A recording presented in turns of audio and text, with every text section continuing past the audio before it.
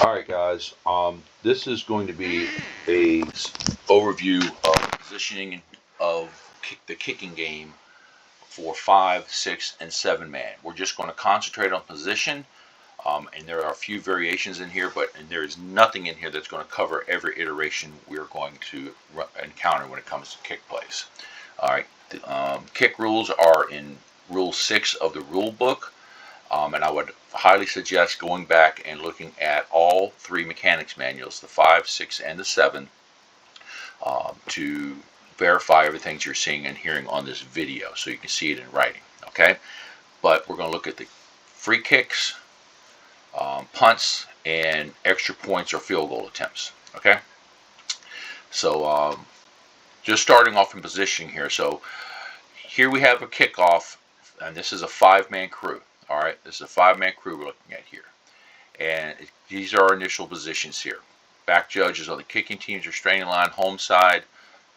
Umpires, kicking team restraining line on the visiting side or where the chains are. The head linesman is on the receiving team's restraining line. Okay. The referee is downfield, and we'll see this in a minute. Downfield on the goal line pylon on the head linesman's side of the field, and the line judge is in his regular position on the goal line pylon. This is for a 5-man crew. All right. So what happens when once this ball is kicked, the umpire is going to come into the field of play. Okay. He's going to have to get off the sideline because we want him to get into the middle of the field and officiate in what we call inside out. Okay. All right, so he needs to come into the field of play once the ball is kicked. Now, let's just go ahead. Actually, that's 5. That's a quick initial position for 5-man. So for 6-man, okay, a couple things different. We got an extra official. We no longer have our back judge. Okay, so this official down here in a 6-man will be the field judge. Okay, all right. The umpire's in the same place. The umpire's in the same place in all variations of this, 5, 6, and 7, which is good, easy for them.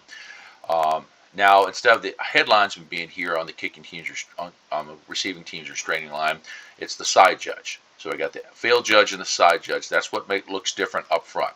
Downfield, the H has gone back downfield to his normal position on the goal line pylon. The referee has moved to the middle of the field, and of course the line judge is on his goal line pylon. The line judge is in the same position on all 3, 5, 6, or 7-man mechanics. Okay, so these are all the initial starting positions.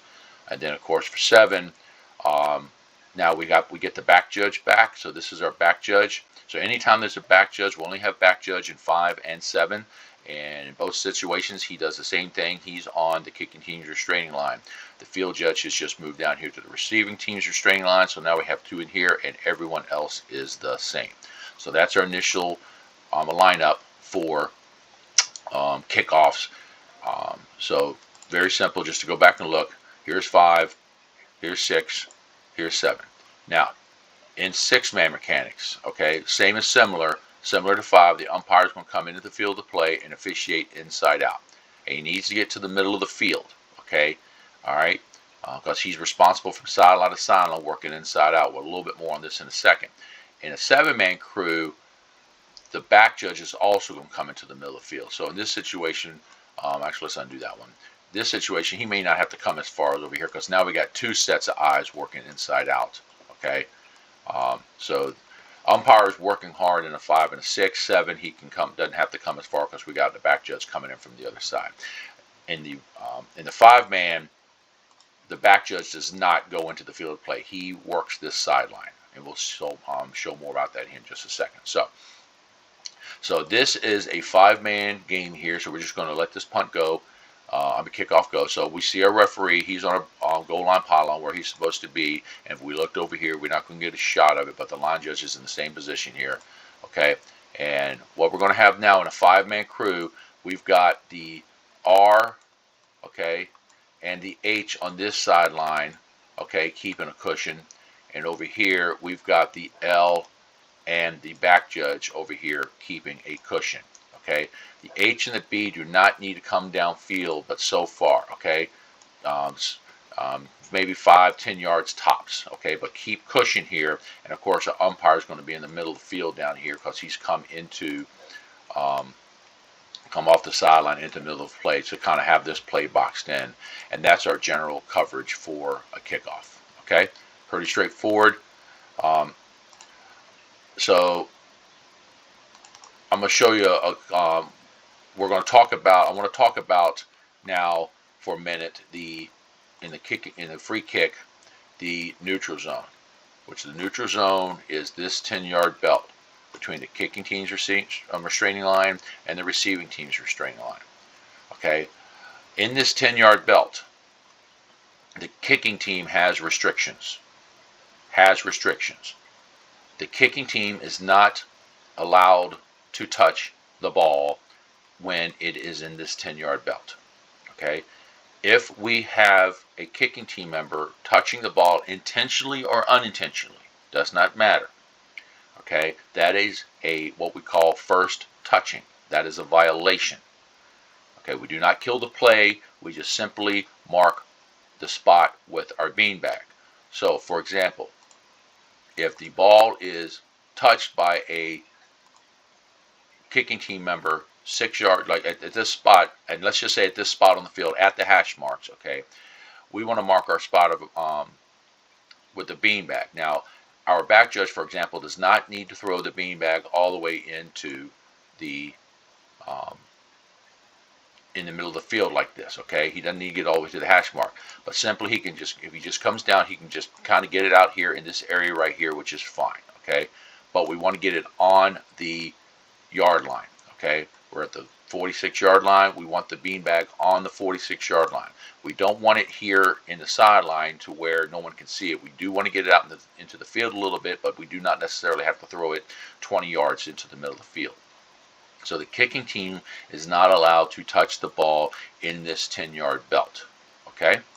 Another thing they're not allowed to do is block. Okay?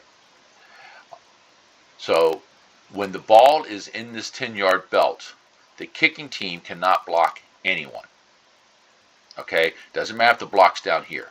If the ball is still here, okay, it's still in the 10-yard belt, this block becomes illegal as well. We cannot block anywhere, and the reason for that is that they don't want to dribble the ball around on the ground, block all these guys out of here. Okay, so they come down here and they can just kind of block all these guys out of here, push them away for their guys to come in and get the ball. Okay, that's what that prevents. So they cannot clear these guys out there. They cannot block. Those are two things you'll see here. You'll read those in Rule 6 in the rule book. Okay, I just want to kind of cover that real quick because, and we're going to see a couple plays here to give you a couple of examples of what I'm talking about. All right, because in this play, we kick the ball straight up in the air, okay, and the receiving team guy comes to get it. Now, the receiving team can go anywhere to catch the ball. There's no restrictions on the receiving team. Okay, so this fella comes up and catches the ball, okay, and then he gets hit. Okay, now notice something on here. When he comes up, there's no fair catch. He's able to give a fair catch if he wants to. Then he can't get hit. Okay, but he doesn't give a fair catch. So really, he catches the ball right there, and that ball is live. And then of course he gets knocked down. There's no foul here. Okay, because there's no fair catch. But just notice that this is I'm calling an oh no moment, just to kind of keep it clean for the video. Okay, what do we do here?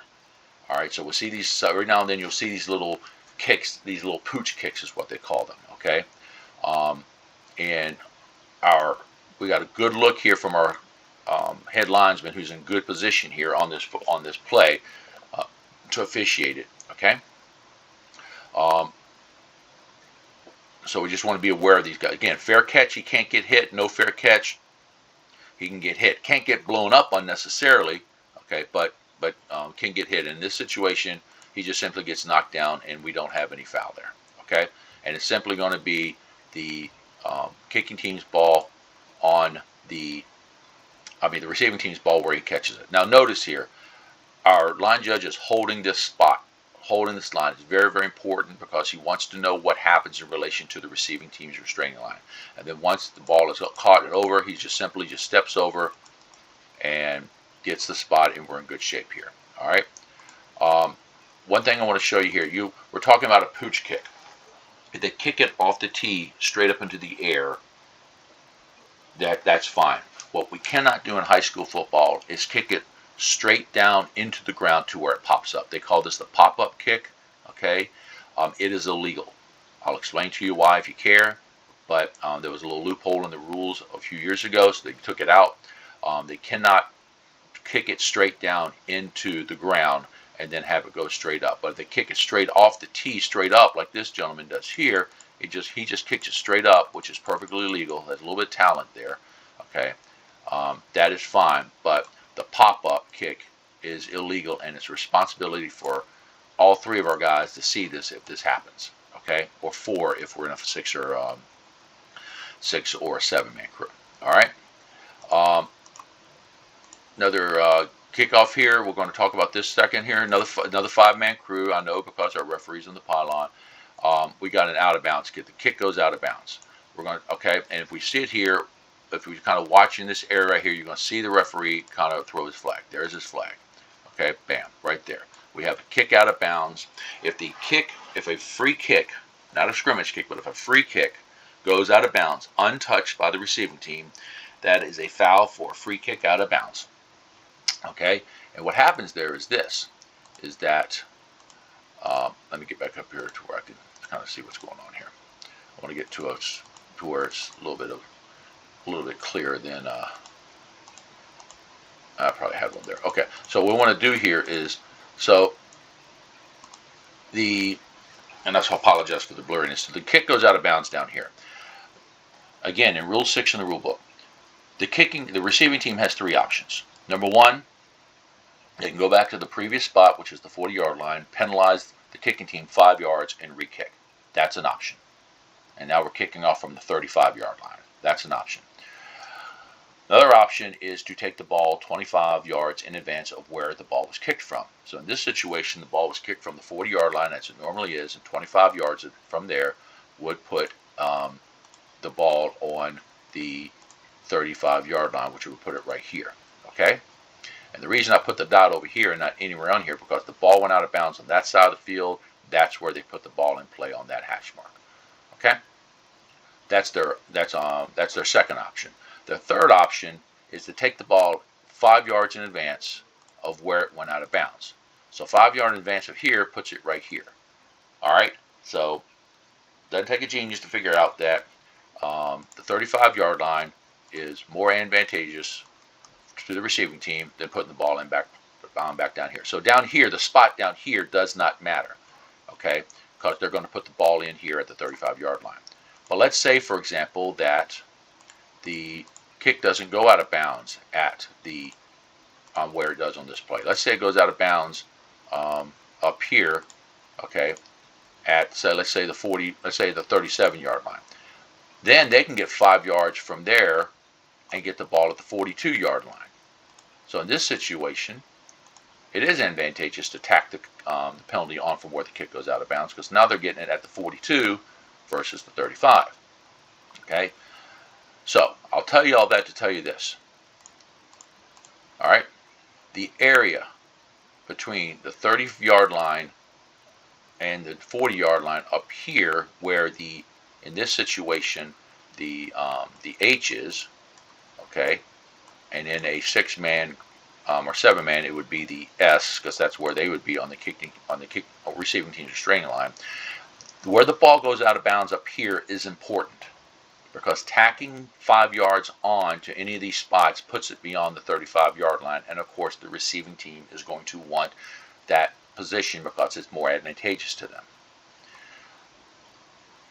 Putting the ball going out of bounds down here between the 30-yard line and the goal line, the spot is not important, because 5 yards does not put it past the 35-yard line. So the R's flag on this play, the spot is not important, okay, because we're not penalizing from here. It's not important, but up here it is. Okay, so if the kick goes out of bounds up here, we want the flag coming from the H or the S. Okay, because they're starting on the 50. Okay, this is a 20-yard span. This is a 30-yard span. We don't want the referee. Okay, we don't want the referee throwing a flag 35 yards thinking that he's going to get the spot, because he's not. Okay, um, the H or the S, who's right here, is going to see this spot and get it a lot more accurate. Okay, for enforcement. Okay, likewise, if it goes out of bounds over here, the B, who's on the kicking team restraining line, because we don't have anybody here, he's still closer than the line judge down there. So just communicate on that if we have kicks out of bounds, and make sure we get the right spot out of bounds, so we know the options we can give to the offended team, which would be the receiving team in this situation. All right. Talking about the 10-yard belt, let's watch this play. I'm going to let it go all the way. All right. Okay. What do you got? We got an oh-no moment. What just happened? Initially, we've got the kicking team recovering the ball after it's gone 10 yards, because the 10-yard, this is the receiving team's restraining line. The ball has gone 11 yards, and the kicking team has recovered it. So at first glance, we got K's ball. They've legally recovered this ball. It's gone 10 yards, and they successfully administered or executed a onside kick. Well, let's go back and look at this a little bit closer. This is a very tough play. But what happens in here? Where are these two guys going? Okay? All right? They're not even looking at the ball. All right? And even though we're going to see here and see that the contact is slight, they are interfering with the receiving team's ability to come get that football. All right? That's a foul. That is a foul. The ball has not gone 10 yards, and like I said previously, a little bit ago, the kicking team is not eligible to block until that ball has gone 10 yards. So here they are up here blocking, okay, these players. Here comes another guy, this guy right here. He's coming in here, and he is blocking someone. He's pushing this guy out of the way. Now this guy right here, he's going to act like a forward in a basketball game, and he's going to block out the guy like a rebound. That is a foul. These are all fouls. So yes, the kicking team did recover the ball after it went 11 yards. Okay, however, they fouled before doing so. So when we see this, we got to make sure that the kicking team is not blocking and interfering with R coming to get that ball. R needs to be able to come into the zone to get this ball unmolested. If they are bumped or they are pushed or they are screened out, that is a foul by the kicking team. Okay, a little advanced there, but I had this play, so I thought I'd just go over it. All right. Now let's go here. Now we're going to switch over to extra points and field goals. In a 5-man crew, this is everyone's position. Back judge, the line judge has come in under the uprights. Okay, the referee has come over here to take the line judge's place on the line of scrimmage. Okay, of course the umpire is in the middle, and the H is in his regular position. The referee will go to the side of the field so where he can look into the face of the holder. If this was a left-footed kicker, we would be switched. The referee would be over here looking in this way, and the L would be in his regular spot over there. The B would slide over here, and then the H would come to the upright there. Okay, this is a new mechanic for us this year. Some of the veteran officials probably are not aware of this yet, but they haven't studied the new changes. But depending on which way the kicker is, the H or the L at any given point could be under the uprights with the B, with the back judge. Okay, so we just have to be conscious of that. All right, this is an extra point. Actually, before I get to that, that's 5. Okay, 6, very simple. The R, I mean, we don't have them back here. But I'll show them an example in a second. But the R is his regular position. The F and S are under the uprights, and the L and H are at home at their regular positions. Okay, nothing funny there. And then lastly, with the 7-man, same thing, except now we have the back judge's back, so now it's the back judge and the field judge underneath the uprights, and the S comes in and works as a double umpire with the umpire. So we'll have the U and the S in here in the middle of the field, um, just for our alignment. Okay. Now, this is an extra point. So on an extra point, once the ball is kicked, there's nothing else that can happen. Okay. If it's blocked, the play's over. If something goofy happens and the receiving team gets possession of the ball and tries to run it back for two, no, it's the play's over. Okay, it gets knocked around. The kicking team member, it doesn't matter. The play's over. There's no extracurricular activity on an extra point after the ball is legally kicked. Okay, so at this point, it's just whether or not the kick is good or not good. So if you're in a situation where something goes on beyond that, kill it because the play's over. Let's say this is a field goal attempt and they're trying to score 3 points. Then what I just said does not apply. This ball is live. This ball can be blocked. Okay, it can be picked up by the receiving team or returned. Okay, there are variations to where the kicking team can recover the ball if it's already touched the receiving team player. Or I won't go into the details of that, but that ball is still live. We have a specific live ball signal we give before field goal plays to distinguish them between extra points. But on extra points, once the ball is legally kicked, the play is over. Okay, the only thing we're going to be in question whether or not we have a successful or unsuccessful kick. Okay. Likewise, on these field goal kicks for tries and extra points, after the play is over, we want the two wing officials, whether it's the referee and the head linesman or the line judge and the head linesman, to run into the field of play to just show presence and make sure the teams separate and go to their sideline so there's no extracurricular activity. Likewise, we want the umpire coming in here too. All right, I'll show you some better examples here in a second. You'll see the referee coming in good here on this play, and our head linesman. We don't want to see us standing on the sideline not doing anything. Okay, so that's a quick one on extra points. Same thing here. All right. And we on this one here, we start to see the line judge coming in after the kick is up, and we want the head linesman coming in from the other side as well. All right. Punts. So I'll show you what's different on punt here. So this is still a 5-man game here, but I'm just going to get down here and illustrate what's different on punts. So in a 5-man game, the back judge wants to favor the head linesman side of the field. Where this back judge, he's not in good position here. We don't want him up here on the sideline. We don't want him on the sideline.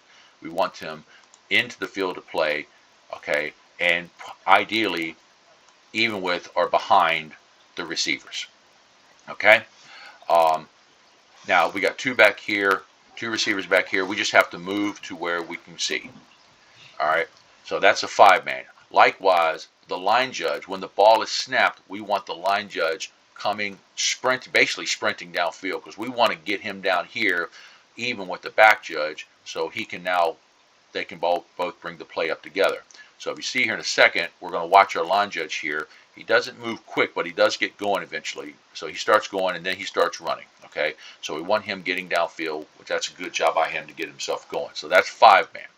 If we have 6-man, we don't have to worry about that because we got the field judge and the side judge. In these situations, the field judge and the side judge are on the sideline.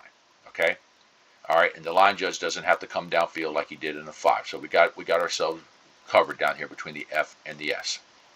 All right, and then a 7-man, of course, same thing. Now we just got to be in the middle, the back judge in the middle of the field. Okay, so that's the initial lineup for punts. Now, we're just going to watch this go a little bit, see the return. Now, the line judge has come down a little bit. Ideally, I would rather him be back up here so he can watch the play pass in front of him. He's going to get himself in a little bit of trouble here, but that's why it is important to get downfield in a hurry on the line judge on punts in a 5-man crew. This is only a 5-man crew. All right, and he eventually lets it go in front of him, and then he just comes up and gets the play. So that's a quick glimpse at a punt. All right, I want to come back here for example. He catches the punt. We'll call it the 28-yard line. We have to mark this spot with the beanbag. This is what they call the post-scrimmage kick spot, or the PSK spot. It is the responsibility of the back judge, okay, to throw the beanbag to mark this spot, okay. Notice I did not say anything about this on free kicks, because it doesn't exist on free kicks, only on punts. We want to get the spot of the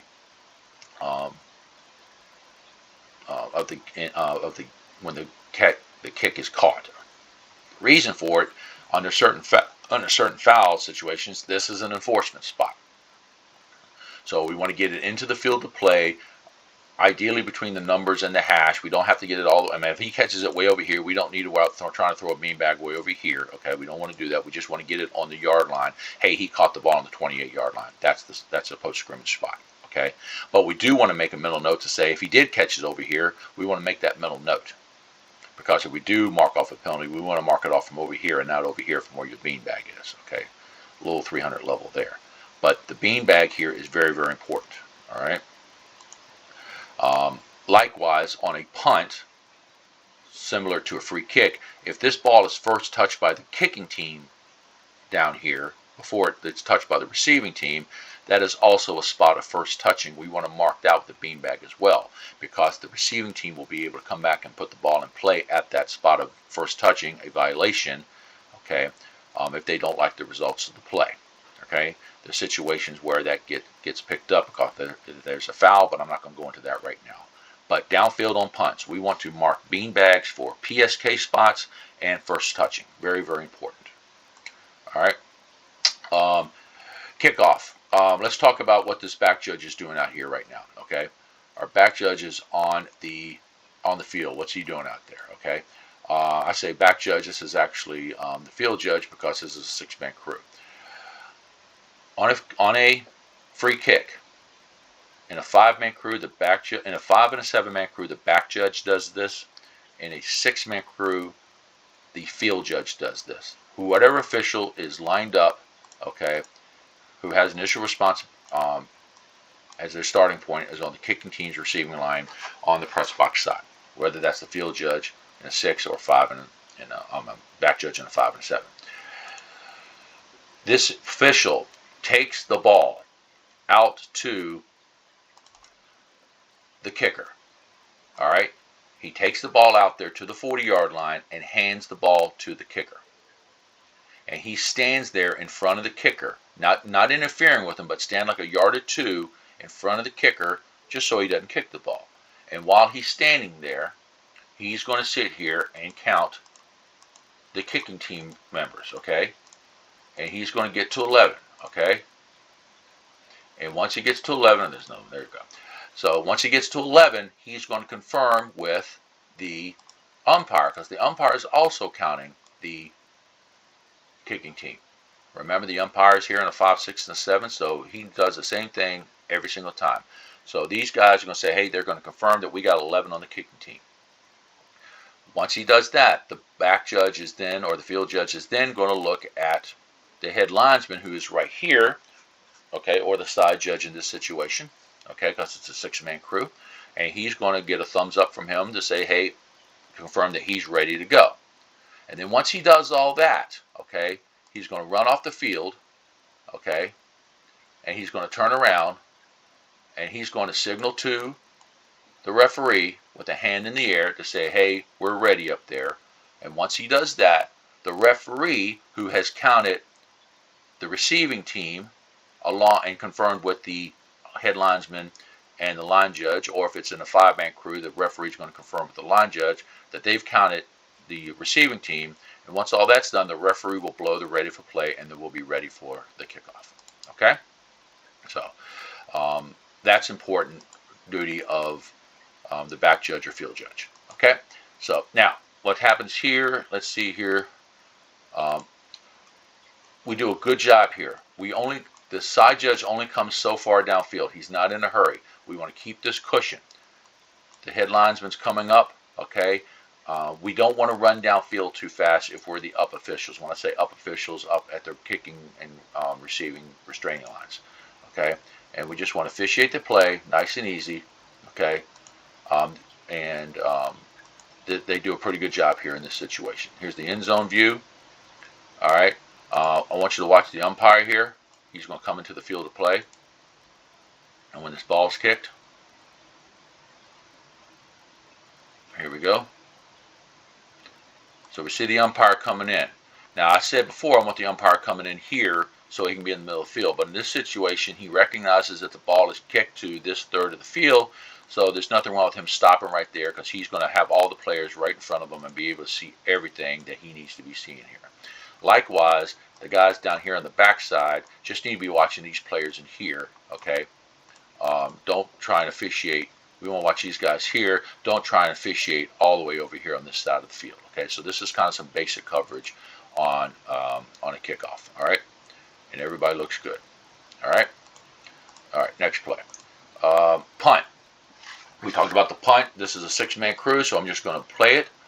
All right, there's our punt. This is a six-man crew. So here's our, here's our F. There's our S. We're behind the receiver. We're in good shape. We're going to have a fair catch, and the play's going to be dead, and we're going to be perfect, okay? End zone view of this. I want you to notice that on this play, our line judge is sitting tight. He's not in a hurry, nor should he be. We want to keep cushion. He does a good job, because in this situation, if there's an advance, we're bringing it to him, and he wants to maintain his cushion. So if he needs to backpedal, he's in good position. So good job by the short wing here, not to take off and not go anywhere fast. Okay. Here's our six-man crew for a extra point. Here's our left-footed kicker. So if this was a five-man crew, this would be the R over here. Okay. If this is a left-footed kicker, the R would be over here, and the H would be back here. Okay. In contrast to what we saw in the other play a few plays ago. Okay. But here's our six-man crew. These guys should be coming in. Okay. Hustling in. Okay, they're coming in, which is good, but I wish they would come a little bit quicker. Umpires going to come in as well. All right, and everyone separates, goes to their own sideline. We're happy here. Here's the end zone view. Okay, we get good signals from the guys underneath the uprights. We go up together. We want to signal back here together, so we look all nice and pretty. Okay, so that's a six-man. All right. Let's see what we got here. All right, I'm gonna get to the end of this here. So we're gonna have this is a six-man crew because we got a referee in the middle, and we only got three guys up here. All right, so I want you to watch. Our head linesman. He's coming up. He's coming up. The ball is caught and touched by the receiver. I want you to watch what he does here. A nice strong wind of the clock. That's how we start the clock. When the ball is touched in the field of play, we need to give strong winds by the downfield officials. Don't do it. The field judge and side judge and all this stuff up here. You don't have to worry about that signal unless it's upfield closer to you guys. Okay, but we got to be able to start the clock, and that's a good strong signal. I'm gonna show it again here. I'm gonna do it slow motion so we can kind of see it. He's giving a good strong wind. Okay, for the clock operator to start the clock. All right, and referee's doing the same, and we're bringing the play up. This is an example of everyone's doing good here. Here's our umpire who's coming to the middle of the field. Okay, good position here. Good position here. Our line judge is hustling here, but in this play, we got to be careful not to over hustle. Okay, because he's following the play too closely. Okay, and right now, if this play comes this way, he's in trouble. So let's hurry, but let's hustle, but let's not hurry on these. So be careful on these. He ends up staying out of trouble, okay? But we want to get upfield and everything, but we don't want to put ourselves in harm's way. But this, otherwise, good job by the crew. All right, this is a punt, six-man crew again, okay?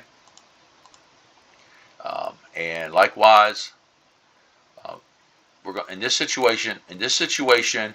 We have a kicking team member grabbing the ball first, okay? All right, and we got good position by our side judge here. Good position. There's no kicking team. There's no receiving team players around here. Okay, so in this situation, the kicking team is coming down and they're just simply downing the ball because the receiving team doesn't want any part of it. Okay, this is technically a first touching. We want to bean back down for this, but since he just catches the ball, downs it immediately, we can just mark the spot and say, hey, the play's over here, and this is where the receiving team is going to put the ball in play. Notice that the short wings have not come but very far downfield at all, which is perfect. Okay, this is good position, and the umpire has turned around to kind of officiate the massive players as well. Okay, so good job by this crew here. All right, then we're going to run down a rabbit hole here. Unfortunately, this is the same crew from the last play. This is a kickoff. The front end of the kick got chopped off here. Okay, but I'm going to go slow. We're going to watch this player right here. Okay. Alex Carey. Sorry about that. So he's coming in, and the ball's coming out. He's trying to field the punt. Okay, and what happens is the ball, he muffs it, and you can see it right there. It's very slight. The ball he hits, the ball is loose. Okay, now I'm going to choose my words here very, very carefully. He muffed the kick. Okay, when you muff anything, it does not change its status. So he muffs this kick. It's still a kick. The only time a kick ends, there's one or two times a kick can end. One, if it goes out of bounds, or two, if it's possessed. Doesn't mean it's dead. It's just if it's possessed. So when when a receiving team member catches the kick and starts to advance, the kick is over. The play is still going on, but the kick is over. And now we have a running play. Okay? I'll go back and look at that here in just a second. Okay? But this is a kick that is muffed, and this is still a kick. Now, what has changed? It has been touched by a receiving team member, which now all of a sudden changes the rules for the kicking team. Okay? Because once it's touched by the receiving team, the kicking team can now legally recover their ball. If the kicking team recovers this ball, it's their ball. It's their ball. But one thing they can't do is advance it. And this is another oh no moment, because I'm going to show you what happens here. Is that a kicking team member grabs the ball and he starts running, and look at the crew. He's standing there. He's standing there. Okay? He's standing there. He's standing. No, everyone's watching because no one knows what's going on. This is an oh no moment for this crew, unfortunately. Okay? And this kicking team has recovered a kick, and he's advancing it, which he cannot do. He cannot do. Now, you come back up here, okay? I'm sorry. You come back up here. He recovers the ball right there. The play's dead, and it's his ball on the 50-yard. It's the kicking team's ball on the 50-yard line. Kill it. It's over. He can't go anywhere. Okay? So the kicking team cannot advance a kick, period. All right? Now, don't be confusing here real quick, because I just said a lot of stuff. In a free kick, I told you about the 10-yard belt, okay? The 10-yard belt between here, they can't, the kicking team can't remember. If the ball is, on a free kick, if the ball is down here rolling around and no one touches it, okay, this is still legal for K to pick up on a free kick. Not a scrimmage kick, but on a free kick. He can pick up the ball right here, and it's the kicking team's ball right there, 1st and 10, going that way, all right? But in this play, the biggest thing I'm trying to tell you here, the kicking team cannot advance a kick, okay? And so these things will happen, all right? So I'm going to go back here a minute ago and look at this play and say, this is a kick right now. It's bouncing. It's still a kick, okay? Here's the ball right here, all right? It's still a kick. Now the ball has now been recovered or caught by the kicking team, okay? It is no longer a kick. It is a running play. Now in this situation, to contrast in the other, he's running with the ball. If he comes in here and gets hit right here, for example, and the ball becomes loose, okay, on the ground, this is not a kick. This is a fumble. Think about that. This is not a kick anymore. This was a possessed ball that has now been fumbled. In this situation, the kicking team member can pick it up and advance it, because he's not advancing a kick at this point. He's advancing a fumble, which is legal. Two very big distinctions there that we need to keep be aware of. Nothing funny on this play, just a field goal attempt. Kick is up. It's a six-man crew, and the wing officials come in here. This is what we want to look like. Okay, wing officials coming in, sprinting in after the play. Okay, all right. What we got next? All right, we're going to come away from kicks just for a moment to talk about one thing. All right. This is a six-man crew. When the ball is snapped inside the 15-yard line, let me just go back to when the ball is snapped inside the 15-yard line, between the 15 and the 5, in this 10-yard belt, we have a screwy mechanic on six-man and six-man only, where the side judge, who would normally be on this pylon right here, comes over here and becomes a back judge in the middle of the field. And this is so we have somebody on the end line. Okay? If the ball is snapped from the 17-yard line, the S is on this pylon right here. Okay, so we got the F and the S. The F doesn't move in any of this. He stays here the whole time. Okay? The logic here is that when the ball is snapped back here, if the end line comes into question, we hopefully have time to move ourselves down the sideline and get to the end line. But as we get closer, time shortens, and so we put the side judge back here so we have end line. We have to be aware of this. We have to communicate this during the game, so the head linesman understands that he does not have help here anymore. He is gone. The S is back here.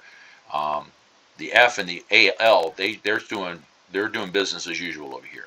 Okay, but in this situation, the S goes back here. It stops at the 5-yard line. The reason is because at the 5-yard line, the short wings, the H and the L, have goal line responsibility, and they're on the F and the S are on these pylons on the corner anyway. So he would come back over here. We go back to our normal, what I would call our normal mechanic once we get to the 5-yard line. But I just want to put this in here. This is a pregame discussion to talk about and communicate during the game for on those goal when we get down toward the goal line. Okay, all right. So that is most of the kicking that we need to worry about for right now. Okay. Again, 5, 6, and 7, they're all different. Look in the mechanics manuals. Read to verify what you've heard on this video is concurrent and consistent with what you've seen in there. And if you have questions about the language, just let me know and we'll discuss it and everything. We'll have more film on this later. So good luck to everybody, and talk to you soon.